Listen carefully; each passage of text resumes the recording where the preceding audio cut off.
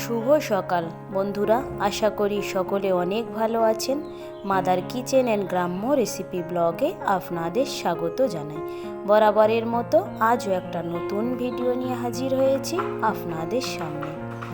গাছ থেকে কটা আম পেড়ে আমটাকে আমি মাঝখান থেকে কেটে ভালো করে সিদ্ধ করে নিচ্ছি।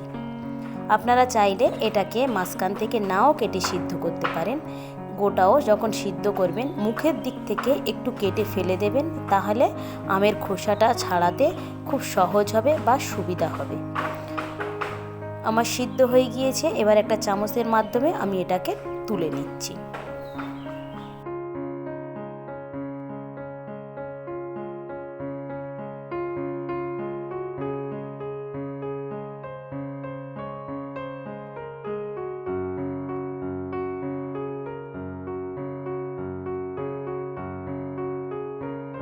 আমি ঠান্ডা জল নিয়েছি, নিয়ে তাতে পরিমাণ মতো চিনি দিয়েছি আর স্বাদ মতো একটু লবণ দিয়েছি। এরকম গরমের দিনে আপনারাও আমের শরবতটা এইভাবে একবার তৈরি করে খাবেন, খেতে অসাধারণ লাগবে।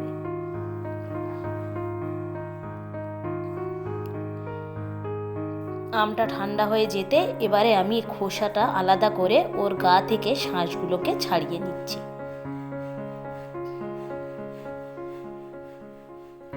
কেটে দেওয়ার ফলে খুব সহজেই দেখতে পাচ্ছেন, খুব সহজেই খোসাটা ছাড়ানো যাচ্ছে।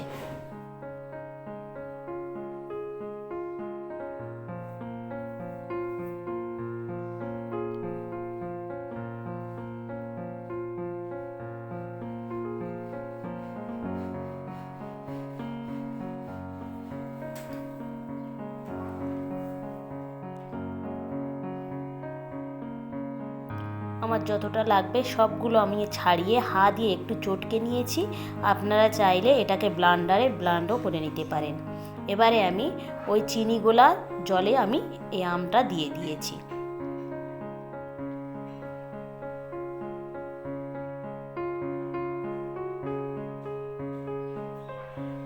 এই শরবতটা করার জন্য একটা মশলা লাগবে, সেই জন্য আমি প্রথমে এখানে দিয়েছি পানমৌরি, অল্প করে একটু গোটা জিরে, দুটো শুকনো লঙ্কা আর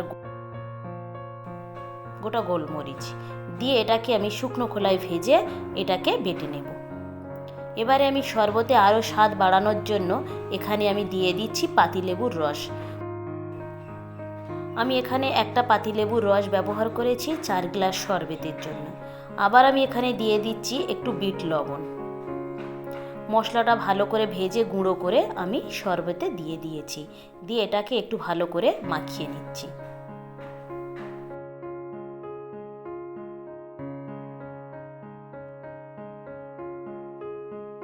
আপনারা শরবতটাকে ভালো করে একটু ছেঁকে নেবেন।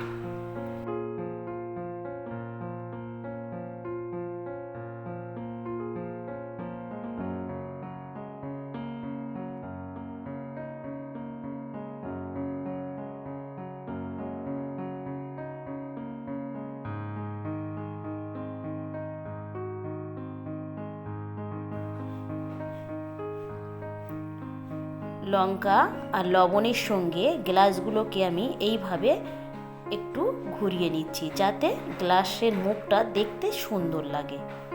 খুব সুন্দর লাগছে। আপনারাও ঠিক এইভাবে তৈরি করবেন। তৈরি হয়ে গিয়েছে আমার আমের শরবত। আপনারাও ঠিক এইভাবে বাড়িতে তৈরি করে নেবেন।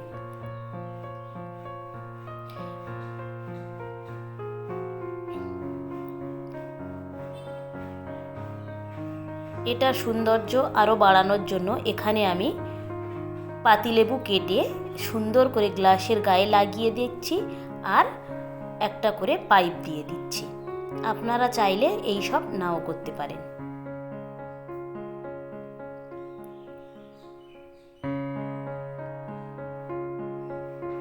এরকমভাবে যদি আমের শরবত কাউকে করে দেন, সে আপনার কাছ থেকে বারবার এই শরবতটা খেতে চাইবে।